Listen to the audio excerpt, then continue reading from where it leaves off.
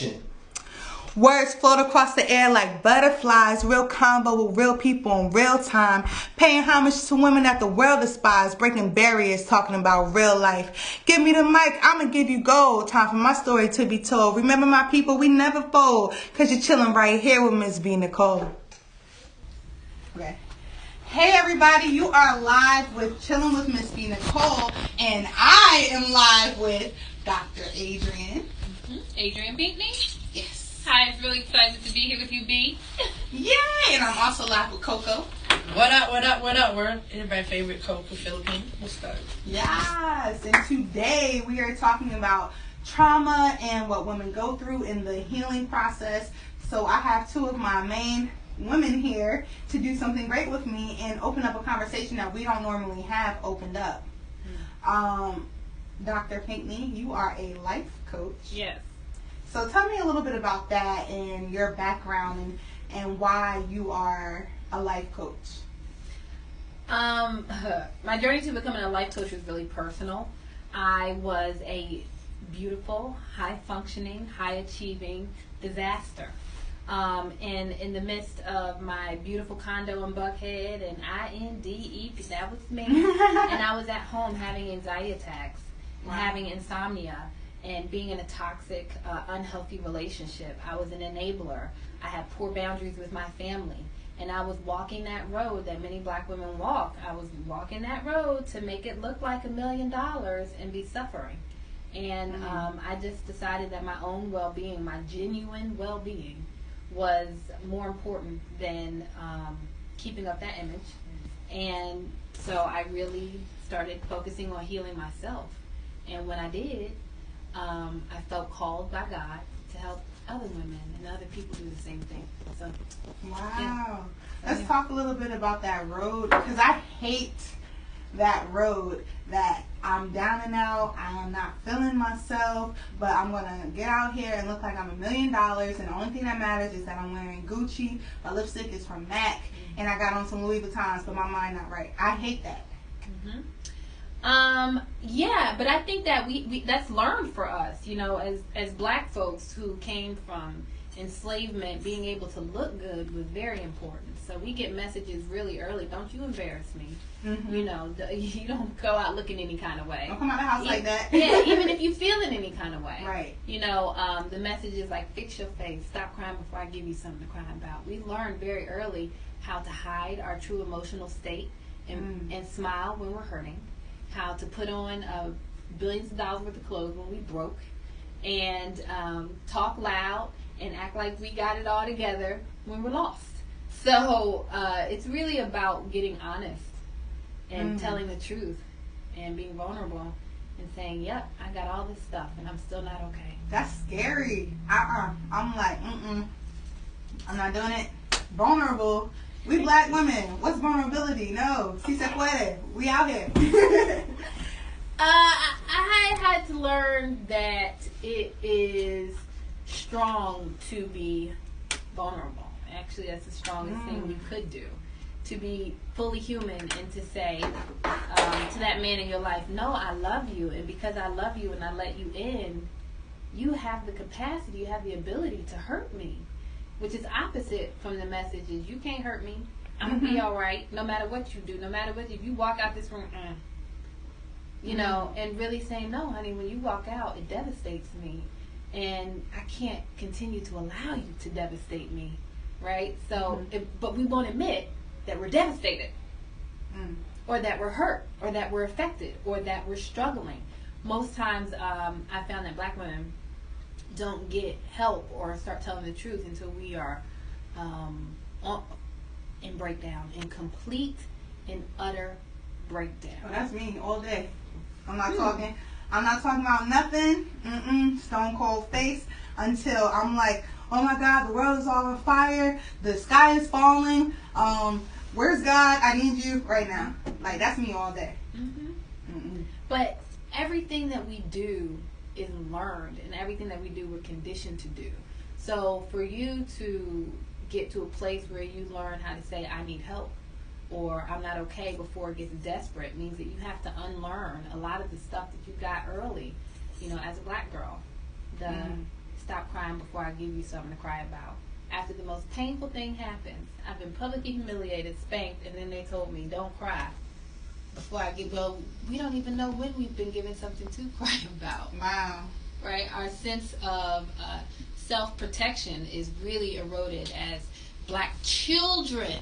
When somebody goes to hit you and your natural protective thing is to move, put your hand up, right, to protect yourself, or your natural tendency is to move out the way, to run, and somebody says, move your hand, and you better not make me chase you. We are eroded in our ability to self-protect. At 4, the 4-year-old is right. Wow. The 4-year-old is right to put their hand up. But when somebody breaks that in your spirit and in your being, how in the world do we have these black women who are standing there when horrific things are happening and don't know how to move out the way? How do we have black men who stand there when she cussing him out and throwing things and don't know how to move out the way? Your sense of self-protection? Gone. From an early age. From an early age. But that involved doing the work. Because I think a lot of times we try to do the work of the moment that is right in front of us. This relationship. What's going on with my money right now. What's going on with... And it's not about what's going on right now. What's going on right now is a result of things that have gotten you here. You got to go way back and do all that work so you can figure out what's going on right now. Oh my God. She deep, y'all. She is deep. That deep breath, boy. Something we don't know how to do. Exhale. I had a conversation with someone, and I'm going into my phone to pull up a few questions that they had. This young lady, she said she saw a post, and it said, "Stop letting your ideas and talent go to waste due to lack of confidence. Someone not as dope as you will pass you simply because you don't believe in themselves, and that shit will haunt you forever." And the reason I bring that up is because when I was talking to this young lady, she was saying, as a black woman, she allows her confidence to escape. She doesn't know, she feels so weighed down about what's going on nowadays in her life that she doesn't know how to get up from underneath that rock that is weighing her down. What advice could you give to her so that she feels like more authentic to herself, because that's what she feels that she's missing? Well, I think one of the things that we really have to work on as a society is recognizing that power and effectiveness and all that stuff looks different on everyone. There is a teacher who can get everybody in her classroom's attention because she is loud and she jumps on the desk and she sings songs and she has all of their attention.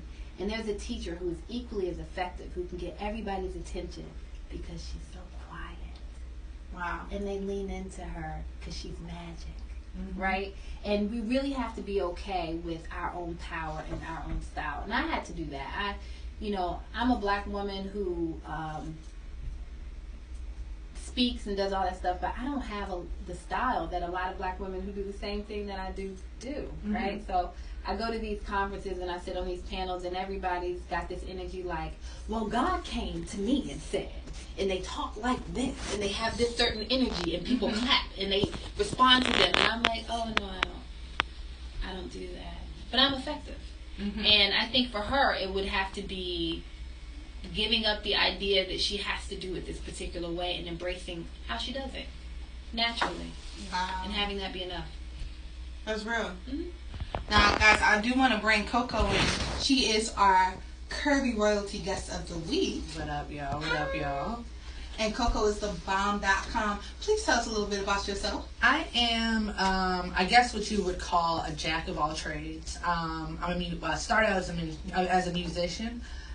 Then I became kind of a social media personality, production assistant, eventually owning my own studios, eventually managing my own studio or other people's studios. And now I am probably a lot of the Carolinas and above and around. I'm their industry consultant, and I also do part of the reason why I came on the show was because of the trauma stuff. I talk to a lot of women about empowering themselves. I've gone through my own stuff, but I picked my bootstraps up and I kept it moving. Just like what you said, we're not taught to do self-care. We're not taught to slow down and stuff like that. I've used music as an outlet for myself and for other people to kind of get whatever the angst is off of you through the music. Put it on wax. Sometimes you need to write it, sing it, and then when you hear yourself say it back to you, then you realize what you're actually going through. I had times like that where when I was an artist, I would find myself writing songs and singing them, and then you don't even realize what you're going through until you hear yourself say it back to you. You get what I'm saying? So for me, music is healing. Music is empowering. Music is the left out emotion that people don't talk about. Because how many times when you're sad, you play music? When you're happy, you can tell what mood I'm going to be in that day by what song I'm getting ready to play in the house. If you come in the house and you hear bachata, baby, it's going to be a great day. Hey. But if you come in the house and Marion and she telling you she's not going to cry, I'm going to need everyone to hit the deck. You are in trouble. You know what I'm saying? But I'm essentially everyone's media go-to girl, music go-to girl. I'll keep you from putting that trash out there because I'm also a harsh critic, you know. Oh, you've been on my show before. Shout out to Bee for coming through a couple of times. And a lot of people know me, if you're only following me on social media and not in real life. I guess a lot of people know me from Turn Tuesday and Coco on the Go and things like that. So I'm out here in these streets, son. Yeah, thanks. Also, I want to give a shout out to my dentist. Got a bag fixing my teeth. Hope you hoes know it ain't cheap. Thank you. But how do you take care of yourself? Because I heard you mention you have your music, you go to music. But how do you self-care? What's your healing process? My healing process, a little bit of a backstory. A lot of people kind of noticed, but a couple people didn't. I went through my own trauma like about a year or two ago. Getting out of an abusive relationship. You don't even realize you're in an abusive relationship until you're out of it and you realize the pain. It's like someone who's constantly cutting you, right? You're bleeding. You don't feel it. After a while, you get cut. The deeper it is, the less you feel the pain. You get what I'm saying? And I found myself withdrawing from people. And one of the things I did was I had to take some time to myself. I had to breathe. And it took me getting to the point where you don't know what to do before you realize that you don't need to do anything. Sit still. Pay attention to you. And that was the first thing I did. And for me, the healing process came through writing. The healing process came through listening to other artists, because one of the main things I am is a music critic. So I put myself back into the studio, and I guess I allowed other people's music around me to speak for me. I've also done, a lot of people, I don't know if a lot of people realize this, but I also do things like music therapy. I work with the Raleigh Rescue Mission, Interact, a couple of domestic violence organizations, and I bring the music directly to the people who are going through it. And I just give them a second. You can write to this beat. I can bring you an instrument. You can play this instrument. Hell, I even have, pardon me, I hope y'all don't. No, you're all right. Hell, I even bring, because my parents own a consignment shop, I even bring damaged instruments. And oddly enough, one of the coolest forms of music therapy I've done before is breaking instruments. Really? Yes. I brought an instrument to a lady who was going through something. We tried singing songs, or I tried writing music. I even tried bringing her to the studio. And then one day I just bring a violin that had the bridge messed up on it. I'm a violinist, by the way, outside of hip hop. What? Girl, I play 10 instruments. You do everything. When I say I'm the jack of all trades. You are Prince. I am Prince. I'm also half Asian, so you know I play violin and piano. Okay. But I brought a damaged violin to her, and I was like, you can't write music, you can't sing music, can you break music? And she looked at me and she was like, what do you mean? I was like, this is yours. You can break it or we can fix it. You tell me what you want to do. And she took that violin and slammed it on the ground. It was in splinters by the time I was done. But it's weird to say this, but it was cathartic to watch. No, I know she knows. You know what I mean? The sound of that violin breaking, the sound that it makes, the same reverberation that a string would make to this instrument, the same sound can be made by banging on the ground. Didn't know that. Okay. So it kind of hurt for a second, then it realized what it was doing. This woman felt empowered. You know what I mean? You got to find a way to own yourself again, whether it's through sitting and being quiet, whether it's through yelling at the top of your lungs, or standing on the table, or just speaking to a friend, or just getting a cup of tea with somebody and feeling whole. You know what I mean? Right. Warm my soul up. Find a way to own yourself. You got to re-empower yourself. And coming from a place where you don't feel empowered, and even someone as strong-minded as myself, like a lot of people think, oh, let me look, when I look at Coco, this is this strong, empowered woman. It took a long time for me to get here. There was a time where I was faking it. You know what I mean? There's a time where we all pretend like everything is fine because we are taught, move your hand, feel this pain. Mm-hmm. Don't you cry. Don't you say nothing. And if you let other people see it, you're weak. You get what I'm saying? Mm-hmm. You're falling apart. You're all, you know what I mean? You're all these different things. But what they're not telling you is you're hurt. You get what I'm saying? Right. Take those moments to yourself. Listen to that sad music. But wake up the next morning and go ahead and turn you on some bachata. Get up, clean your home, clean your face, and remind yourself you're beautiful. Mm-hmm. You remind yourself you are important. Remind yourself that you are, you know what I mean? You don't deserve this. A lot of people start making excuses for people like, oh, I deserve this. He did this to me because I did that. Mm-hmm. Regardless, do you deserve that? You get what I'm saying? Mm-hmm. You can own where you made a mistake, but do not own that you deserve the worst happening to you. Right. You get what I'm saying? Right. Because a lot of times we make excuses for, no, don't you judge him. Don't get mad at him. Don't tell him that he's wrong. You know, don't be mad at my boyfriend no more. I'm over it because, girl, let me tell you, I was talking back. But did it deserve to happen to you? Did you deserve Did that? you deserve that? Or things where people say, well, he had a really rough childhood. This man is a man now. You were no longer a child. I think Langston Hughes said it, when I was a child, I acted like a child, but I became a man.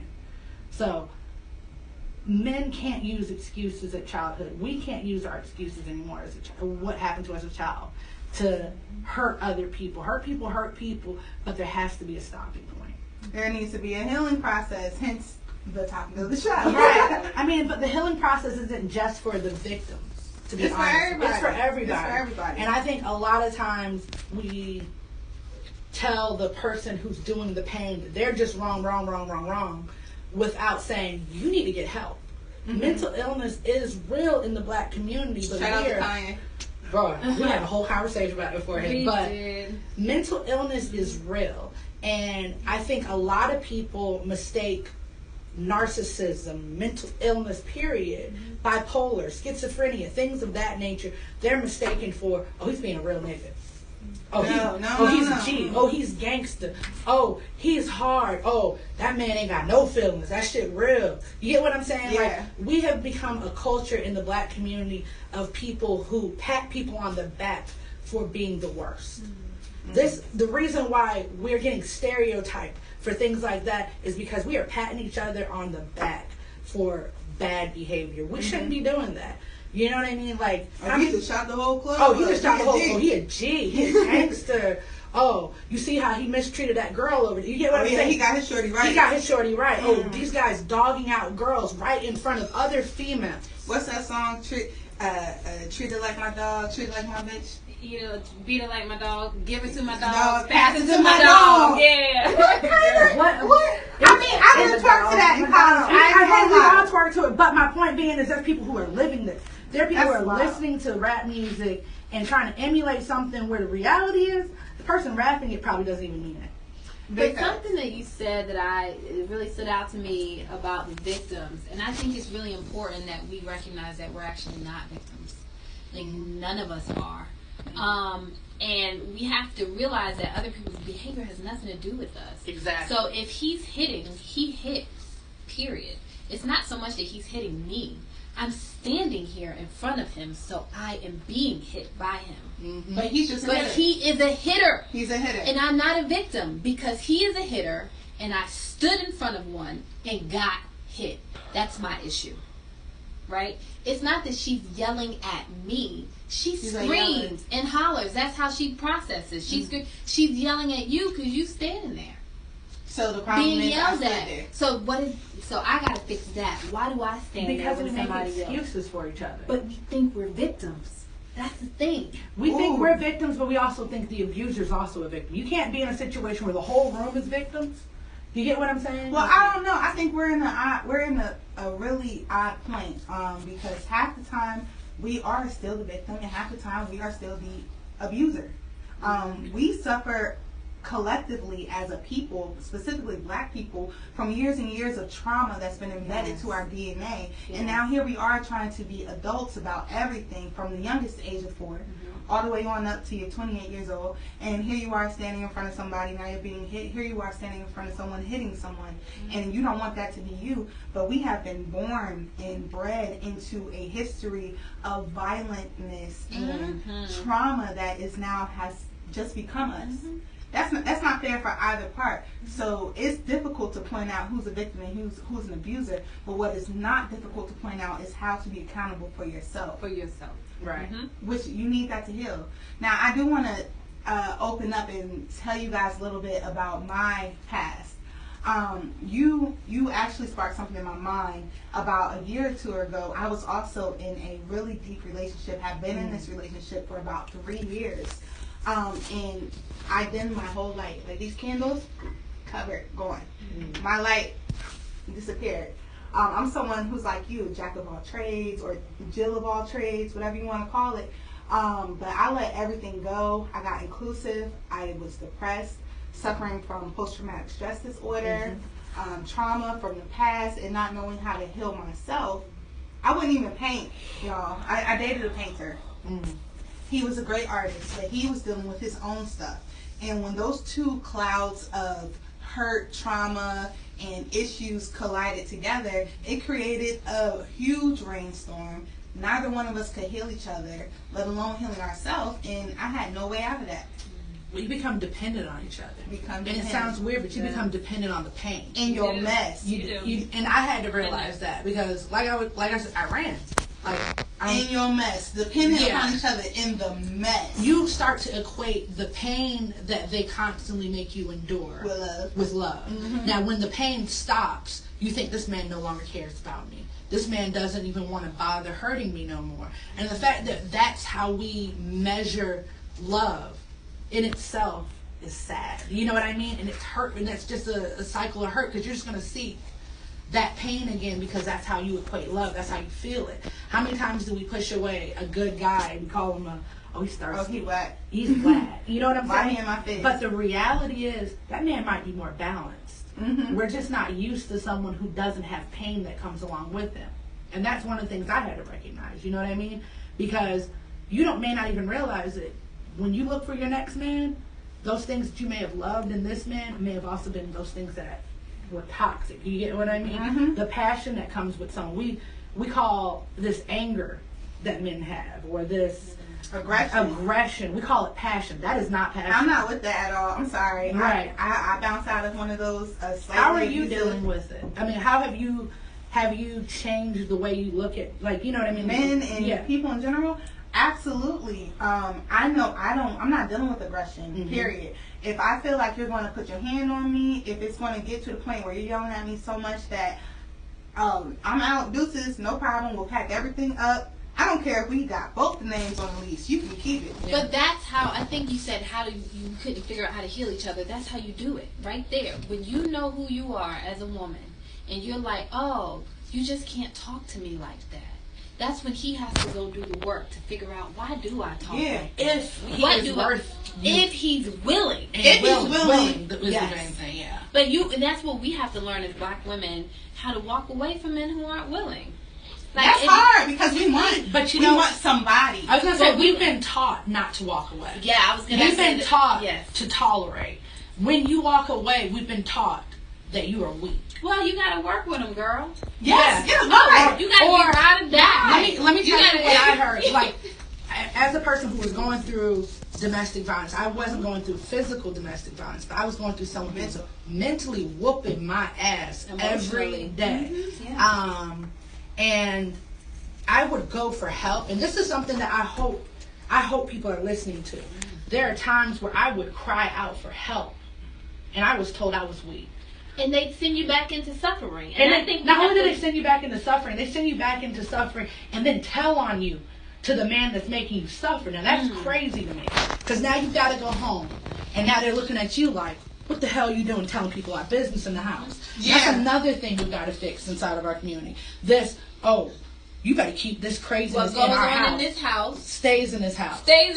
Meanwhile, you're in the house being torn to pieces. Right. So how are you supposed to go into the world? Who gonna help you? Yeah, if nobody know. If you're being torn to pieces at home, and at home is where you rebuild yourself. At home is where you re-strengthen yourself. How do you expect someone to be out in the real world whole when you're torn apart at home? At home. But I commend you for seeking help. And one of the things that I recognize, this was my experience when I was in a relationship with an emotional and verbal abuser, and I felt like I was losing my mind, was I realized that I was being sent back into the danger zone with messages about giving more love, right? Girl, you got to work with him. You know our men come from. You know you got to be a little patient with him. You just go love on that man a little bit more. Or people tell you that you can fix everything with sex. You cannot fix this with sex. No. Sex is if it's not done, if you're not doing it for the right reason, sex is power. Do you get what I'm saying? There were times where you can ask for help, and people are like, are you giving him any? Are you going home? Are you sure you're not? Are you doing likely things for him? You love him more. You gotta love him more. Sex is not gonna heal that, because as soon as he's done, that same person is the same person that's that was there the day before. Right. So, but why would they act so badly? We have to realize the role we play in that. You misbehave, and I bake you a cake. You shut down, and I reward you. And I reward you. Why would any of these men be any better to us? Why? And why? Because now we're telling them. Because now we're basically. You ever heard of Pavlov's dogs? Yeah, learned behaviors. Learned behaviors. If every time you hurt me, every time you damage me, I reward you and give you a cookie so I can get a minute of sanity, a minute of being loved, a minute of being worth something. You have just taught this man that you are only worth abusing to get yourself a reward. Yep. This man is going to bite you every time you come close to him because he knows you're going to give him a cookie. But we're not victims in that. We are victims of our own learning. But how do we undo we are systematically programmed? Maxine, you gotta reclaim your time, like Maxine. It goes as far as you realize that black women are the least taken serious, even in hospitals. When we go to the hospital and say we're having heart attack symptoms, we are less likely to even be took to the back. So we're not only dealing with ourselves as the system, we're living in a world where everyone around us never takes our pain serious. Which is why we have to take our pain serious. Get your shit, and get out! And we play a role in that, yes. And that's what's lacking in our current situation. We're not healing ourselves from the inside. We're not working on us. That was the big issue in my relationship. I came home from the Peace Corps. My mind was messed up. I had been trapped in an earthquake for 3 days. And when I came back, I just wasn't the same. And I had so many issues over there. I got assaulted, so I was not whole. And I did not allow myself to heal whatsoever. Jumped right back into my relationship. And here I am. He is a broken man trying to heal him. But I never, for once, in the 3 years since I got back until this past year, started healing myself. And then nothing was happening for me. Do you know you're broken though? You never know you're broken until it gets bad. Until it gets bad and that crack becomes a break. You know what I mean? I really, really have to give a shout out to my support system I had. I had the music community around me, and I fell into like a crazy depression. And my lack of posting online, shout out to y'all who love me on Facebook, actually made my homeboys pull up at my house, and they came into my home and saw me broken. They made me seek help. They made me get out of a situation. They forced me. You need that support system. But it's sad to me that, now I'm in a different place mentally because I'm aware. I've had someone train me on how to self-heal myself, which is why I try to go out and help other people. But you don't know you're broken. You think that you just need 5 minutes. I need y'all to not see me. I need to not put my makeup on for a minute. I need to just cry for 3 days. That's depression, baby.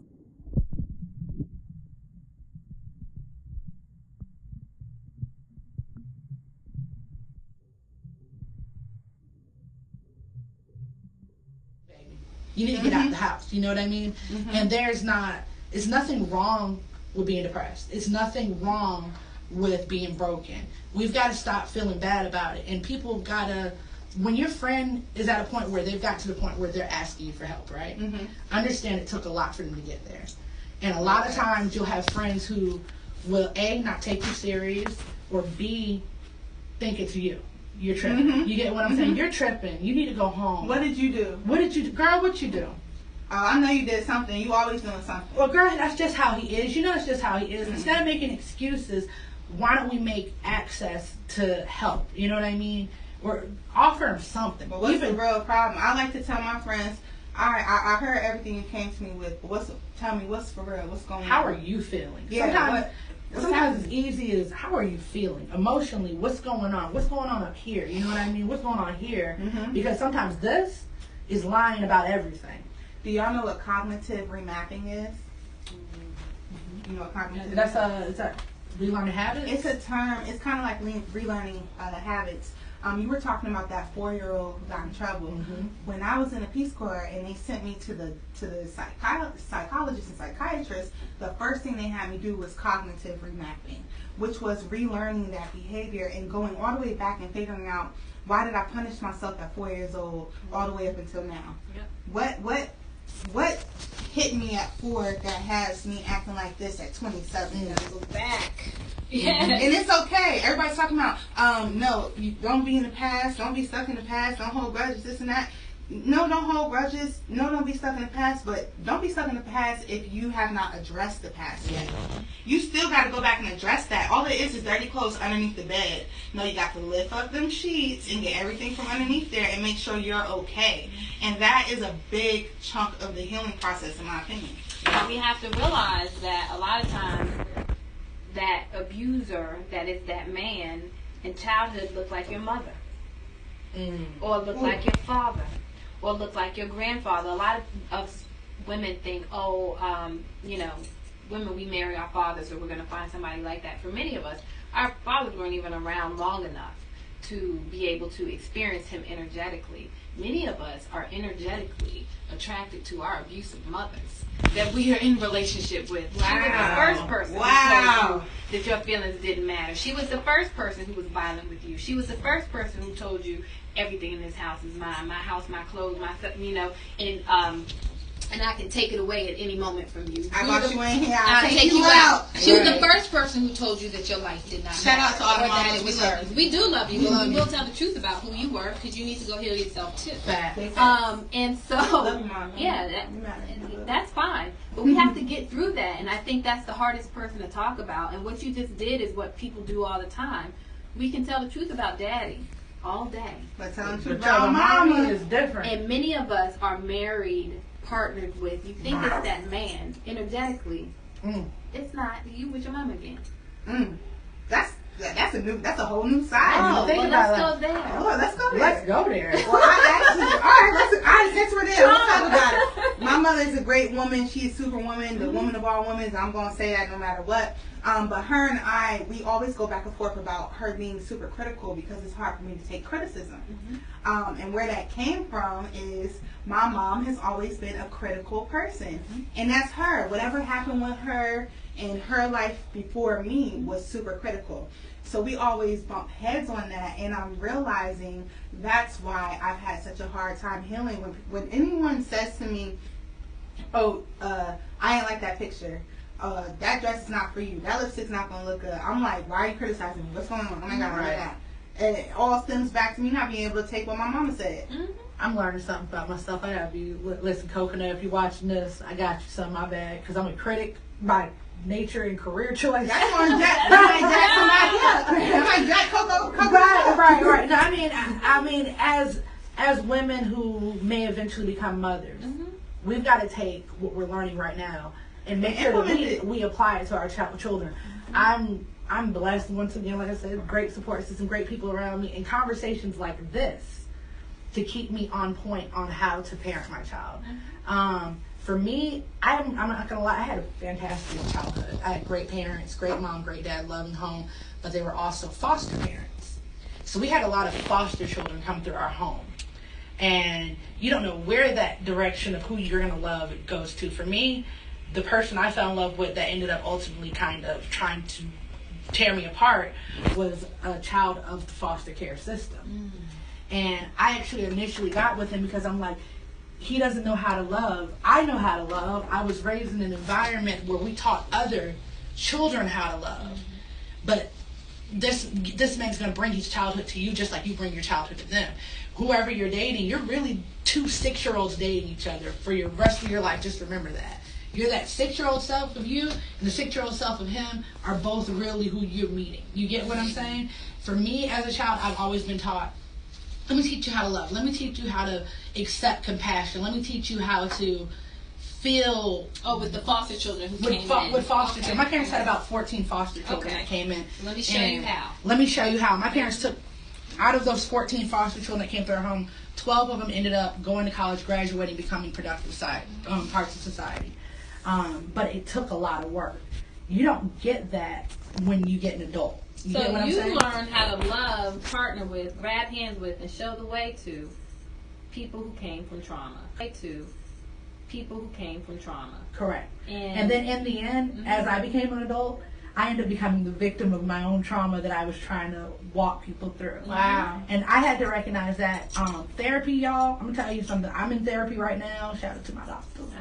And That happened. But for me, it's a lifelong thing. You get what I mean? It's not something where I plan on, okay, I just need this to get over this hump.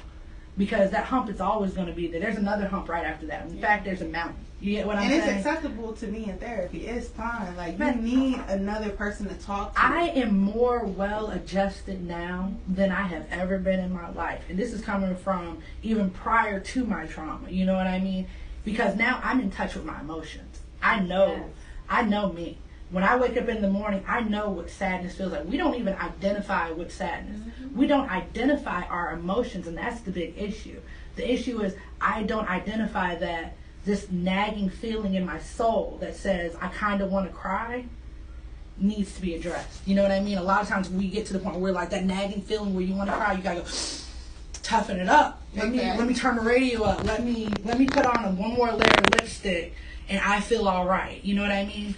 Address that nagging feeling. Address those things that are coming out of you. Address that 6-year-old self that is looking for mom and dad or looking for that opposite of you. That is real. That is very real. Now, ladies, we have had an amazing conversation, and hopefully at home they will start this conversation amongst themselves with their mothers, their lovers, their parents, their friends. I do want to give you guys some time to shamelessly plug yourselves. Oh, you already know. I will start with Dr. Adrian Pinckney. Yeah, so y'all check me out on my website. It's www.wellcoach.com. I'm also on Instagram and Facebook with the same Be Well Coach. Yeah, and I'm in the Charlotte area. I travel, so, anytime there's an opportunity to talk about wellness and well-being, I'm there. Hey. I'm gonna talk to you after the show. And too. Miss Coco Filipina. Coco Filipina, everybody's favorite music critic and a shameless plugger, of course. That's right. You guys can catch me every Tuesday on Facebook Live. I do a show called Turn Tuesday. I'm also physically in the world, so stay tuned. I do pop-up parties. I do top secret Turn Tuesdays. No invitations. No advertisements. I just pop up in weird places like parking lots, abandoned buildings, and I turn up with artists. So if you're an artist, I'm your girl. I also, I think when is this going to be going live? Next Thursday, right? Yes. So by next Thursday, you guys should be seeing something awesome I'm dropping as well for you guys. It's all about creating platforms for artists, and I've got several that I'm launching really soon. My website, cocofilipina.com. And Coco the Critic is going to be up and popping within the next couple of weeks. And you guys can also catch me hosting a domestic violence benefit. And it's going to be going on November 11th in Fayetteville. Fayetteville has one of the highest domestic violence rates in the Carolinas and actually in the South. Maybe it's because of the military base or whatever have you. But I'm throwing an event with China. Shout out to China Vaughn. So I'll be speaking, hosting alongside with Tish Songbird. We're going to be talking about we're going to be touching on topics like this, and I'm probably going to reshare this on our page for it. So if you're out there and you're in the Fayetteville area, please come out. We'd love to have you. If you're going through something in a domestic violence situation, please reach out to me. I do have a ton of services that I can get you connected with. Actually, I want to talk to you after the show. Okay, we will. Yes. But if you're out there in the streets, follow me at Coco Filipina. That's all. Bye. Yeah. All right, guys, we're going to wrap it up. It has been an awesome show. I've had the most awesome, lovely guests ever. In just a little bit, you guys will hear from Shauna. Thank you so much, everyone, for joining the show. You have been chilling with Miss Bee Nicole.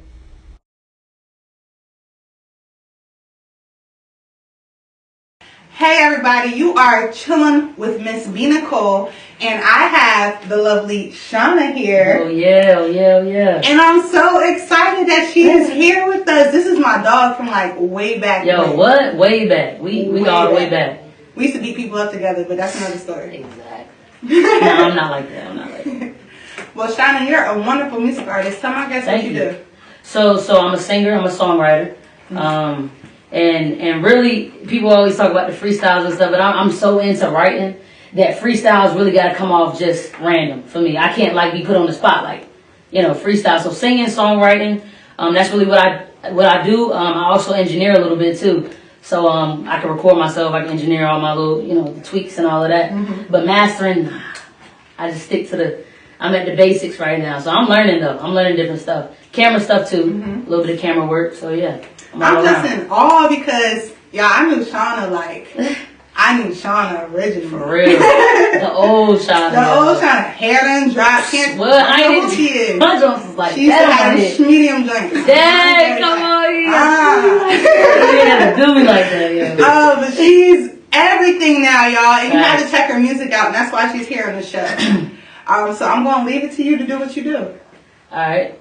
So I actually have a project out right now. I'm going to let y'all know that. I have a project that actually dropped right before the new year. It's titled Progression. It's on iTunes, Spotify, Google Play. You can find it really anywhere. Pandora. I think it just dropped on Pandora.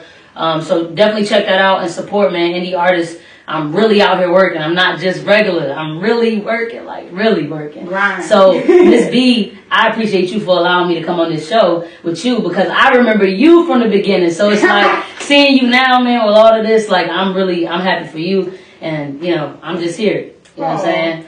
So, yeah, but this song is actually one of the songs off of my tape. It's called T.O.Y.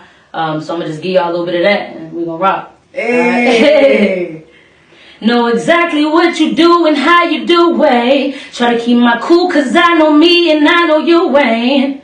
I run up a check with you, break bread with you, break a leg with you. Nah, I'm playing but just please don't think you can do what you want. And I'ma sit here and take all this cause I won't. We both know things can get wild and overblown. Say I'm gonna give you what you want. We will sip on this Patron, the kind of vibe that I'm on. End of the day, we both grown. I'm gonna give you what you want. We will sip on this Patron, kind of vibe that I'm on. End of the day, we both grown. You talking all that shit right now. You know exactly how it goes down. Don't bring the worst out of me, you know how. Keep talking, I'ma have to just turn up on you. Turn up on you, yeah. Turn up on you. Keep talking, I'ma turn up on you, yeah. Turn up on you, yeah. Turn up on you. Keep talking, I'ma. Again, that's T.O.Y. by Shauna. It's off my EP Progression. And it's out right now, baby. Go get it. Oh my Yeah, gosh, go get it, y'all, go you have get to pick up her project. Yeah. That is crazy. She is amazing. She Yo. sounds so great. You guys can check out her music, check out her site, check out everything Shauna related. Facts. And you've been chilling with Miss Bee Nicole, and you've definitely been chilling with Shauna. And we out. Yeah, Shauna, underrated. You know it. I had to do it, man. Kodak, that nigga lit now. Tunnel vision. Woo. Yeah. they don't wanna see you make it. They wanna see me stuck doing the same shit. The way I'm going now, I'm far from basic. Unique is what I am and I won't change it. My team says Shauna, don't get lazy. That's why I'm up all night, I gotta make it.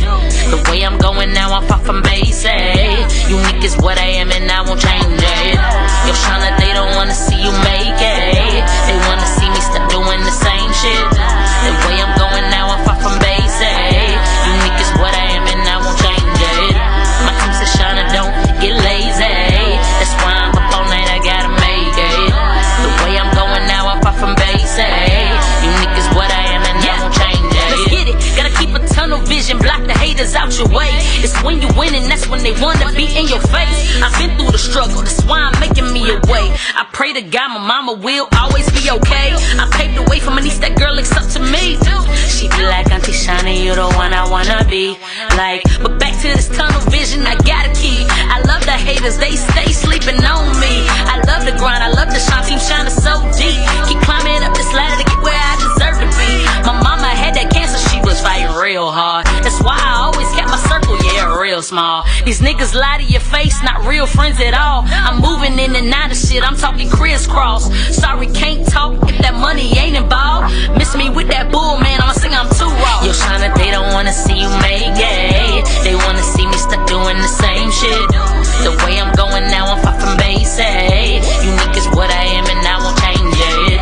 My team says Shauna, don't get lazy. That's why I'm up all night, I gotta make it. The way I'm going now, I'm far from basic. Unique is what I am and I won't change it. Yo, Shauna, they don't wanna see you make it. They wanna see me stuck doing the same shit. The way I'm going now, I'm far from basic. Unique is what I am and I won't change it. My team says Shauna, don't get lazy. That's why I'm up all night, I gotta make it. The way I'm going now, I'm far from basic.